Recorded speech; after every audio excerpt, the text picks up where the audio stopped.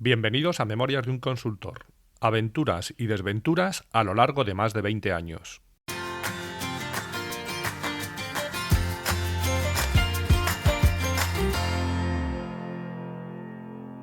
Hola, buenos días, buenas tardes o buenas noches y bienvenidos al episodio 65 de Memorias de un Consultor.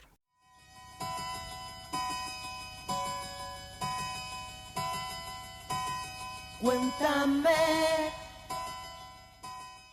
Estamos terminando 2012 y empezando 2013. Por situaros, recordar, por ejemplo, que el 1 de noviembre de 2012, en una macro fiesta de Halloween celebrada en el Madrid Arena, murieron 5 jóvenes a causa de una avalancha multitudinaria. Algo que nunca debería haber pasado y que esperemos que no se repita jamás.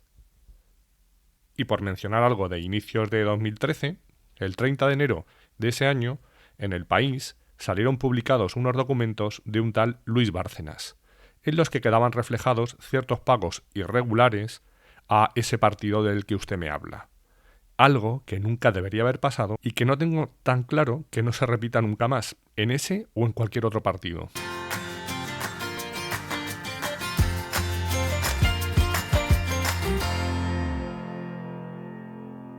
En el episodio anterior nos quedábamos en que Ser Ecléctica nos había adjudicado un servicio de consultoría para 3 años y en que 4 personas de las que daban servicio a Sestol, a través de Temasur, se habían incorporado a ZZC.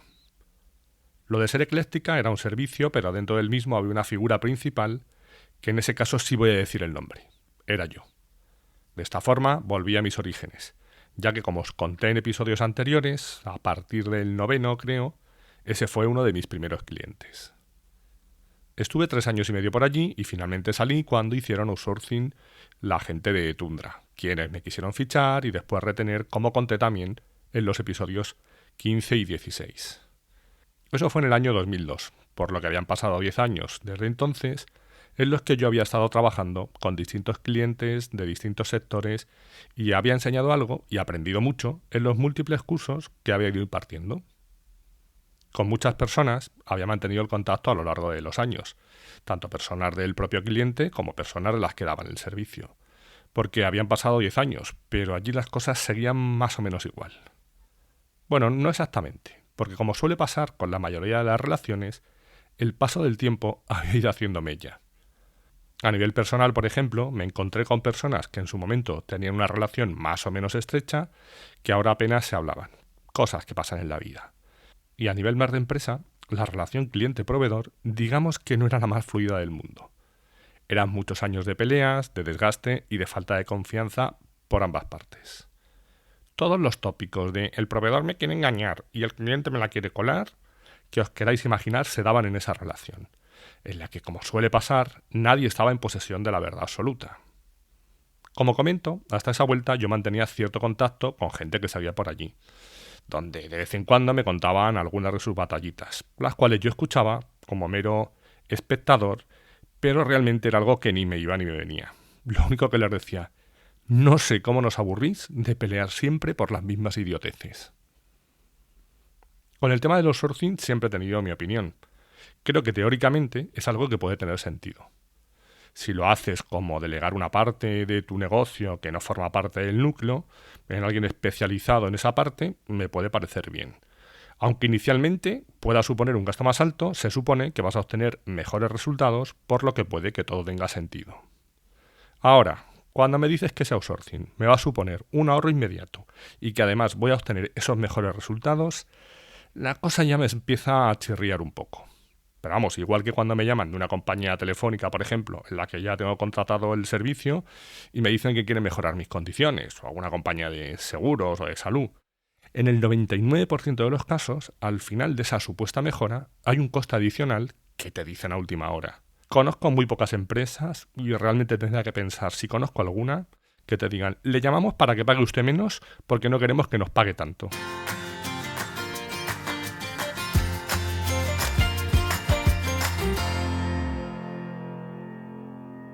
Bueno, pues si por lo general pienso así, imaginaos en un modelo de outsourcing global como era el caso.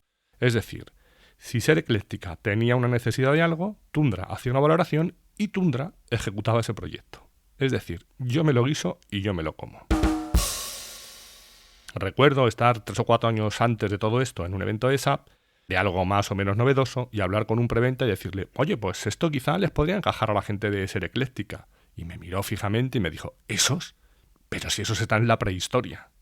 Y eso me hizo echar la vista atrás y pensar en que cuando yo salí, que fue justo cuando entró Tundra, la imagen era justo la contraria. Eran muy innovadores, se formaban en productos nuevos, implantaban soluciones recién salidas, etc. ¿Qué había pasado en esos años? Pues que toda esa capacidad de innovación había quedado en manos de su proveedor único, el cual recibía una cantidad fija todos los años por ese mantenimiento, con independencia de lo que hiciera o dejara de hacer. Es decir, si todo seguía funcionando, no había problemas. Entonces, ¿para qué invertir en que las cosas funcionaran mejor? Eso supondría tener que invertir más y tener menos beneficios. Vamos, de locos.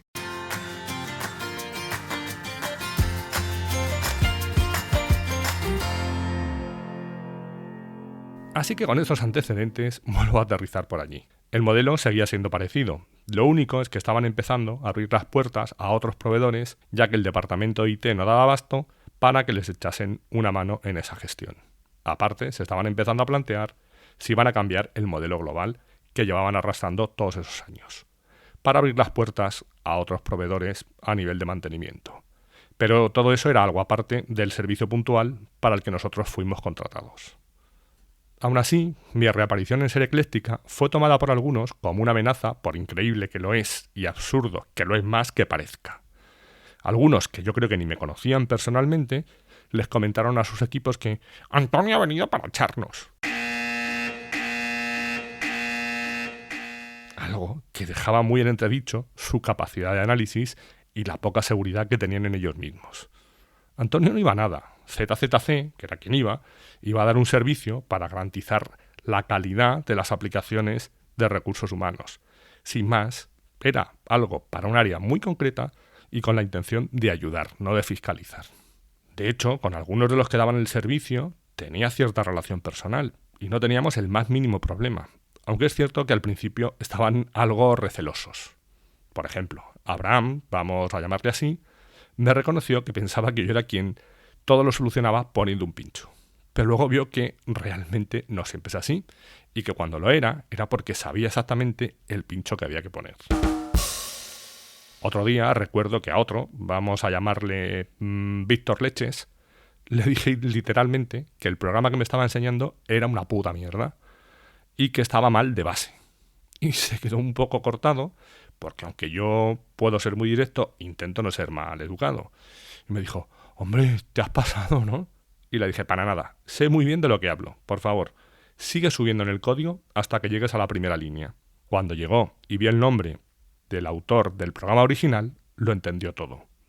Lo había hecho yo 10 años antes. Durante 10 años se habían ido poniendo parches, algo que estaba mal de partida, de base. Y claro, aquello cada vez era más inestable. Pararse a pensarlo desde cero y volver a plantearlo suponía un esfuerzo mayor en tiempo y por lo tanto en coste. Eso sí, lo que nadie valoraba era el riesgo de que todo aquello explotara en cualquier momento.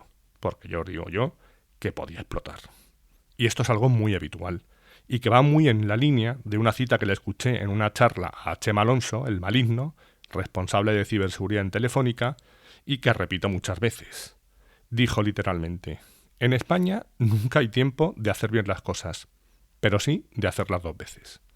Esa frase resume de manera brillante una operativa desgraciadamente muy habitual en muchas compañías, por lo que he podido vivir a lo largo de todos estos años. Pensar está sobrevalorado.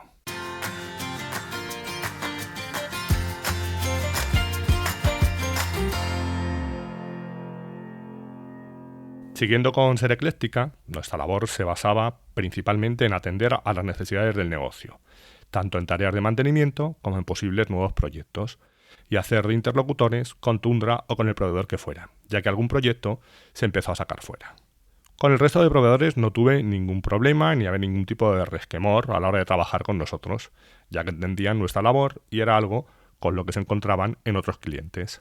Con Tundra, sin embargo, era algo distinto, porque llevaban muchos años siendo los únicos dueños del chiringuito y encima estaba yo de por medio, lo que a alguno no le hacía una especial gracia. Pero no por nada, sino por la herencia recibida, ya que seguían pensando que yo tenía alguna cuenta pendiente que saldar.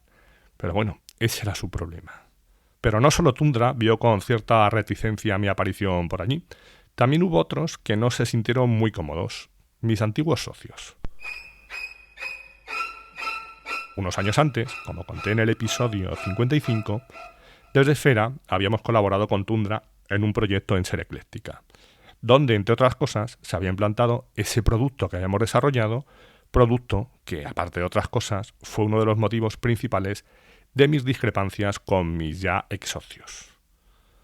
Y claro, como ese producto no terminaba de funcionar como debía, pues me tocaba a mí gestionar todas las posibles mejoras y reportar los errores. Bueno, realmente esta parte la gestionó más directamente la persona que lo había llevado en su momento, ya que conocía más la historia, pero en cualquier caso a mí me salpicaba también.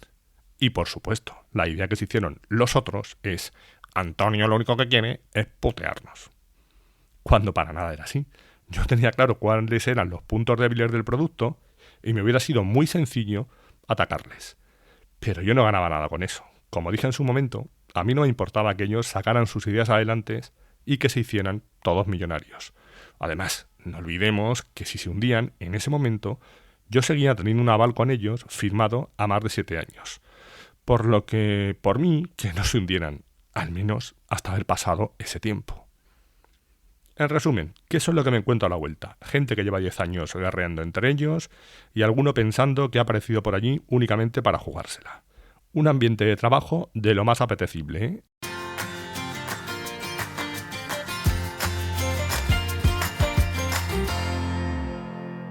Durante esos 3 años hubo situaciones curiosas, como os iré contando. Pero ahora vamos con los otros. Recupero lo de Sestol.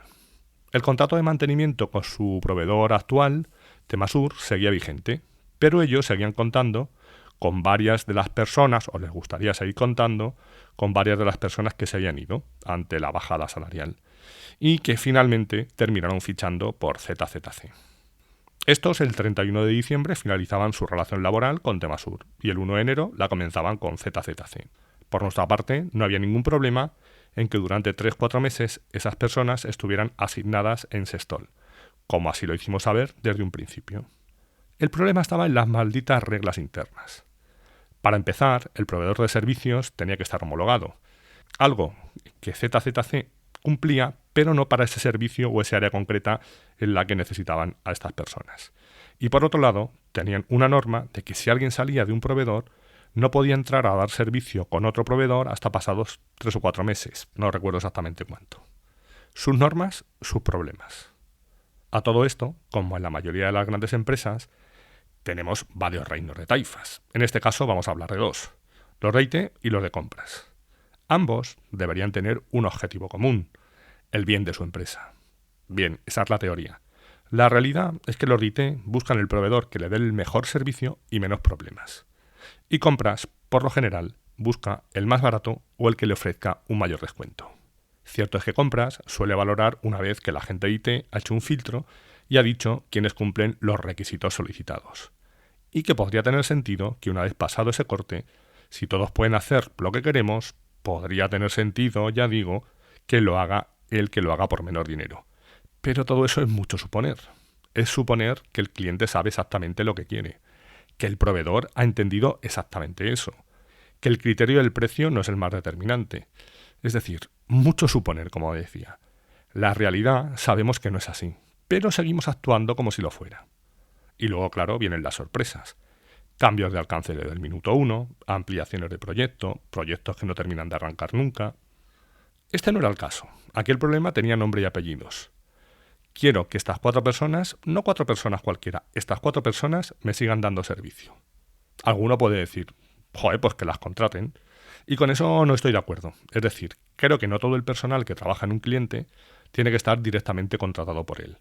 Creo que el cliente tiene que tener la gente suficiente para poder tener un conocimiento global de lo que se tiene entre manos y ante un proyecto concreto utilizar los servicios de alguien externo por un periodo de tiempo determinado, me da igual que sea una consultora o un freelance, ya que se supone que esa gente va a estar más actualizada o más al tanto de las últimas novedades porque ese es su verdadero trabajo, mientras que el tuyo es sacar adelante tu negocio. Eso sí, tampoco veo el típico caso del consultor que se tira 14 años asignado al mismo cliente. Eso, para mí, es evidente que es un caso de subcontratación fraudulenta. Pero este no era el caso, yo os digo, esto era algo puntual y en un periodo acotado de tiempo. El caso es que para ver cómo resolvíamos su problema, nos fueron convocando a reuniones sucesivas de las dos áreas, de IT y de compras. Y mi respuesta siempre era la misma.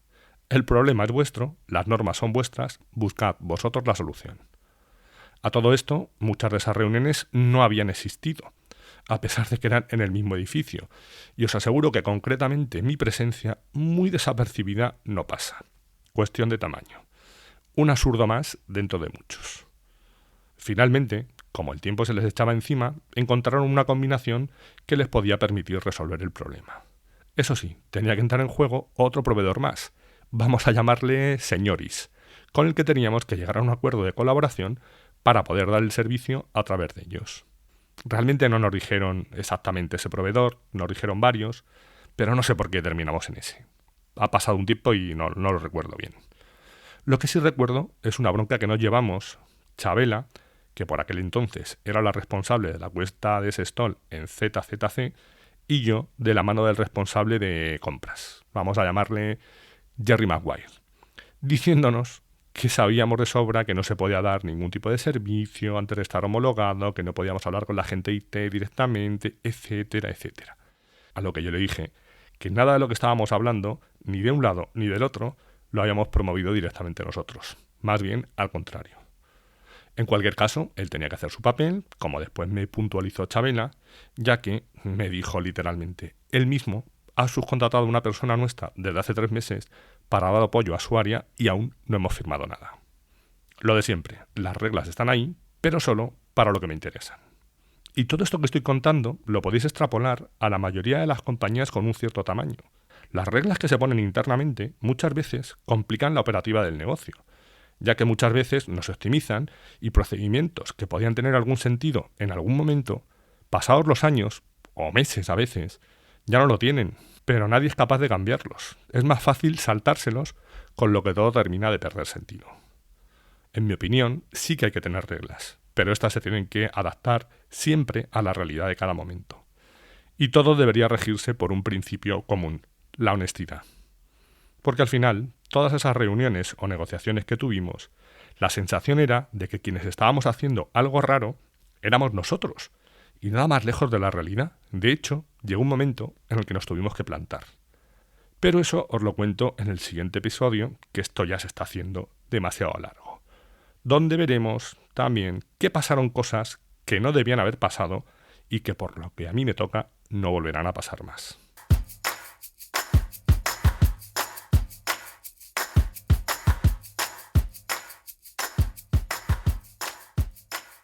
Sobre lo que he contado hoy me quedo con estas 3 cosas.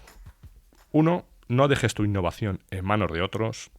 2. No veas fantasmas donde no los hay. Y 3. No le compliques la vida a los demás con tus problemas.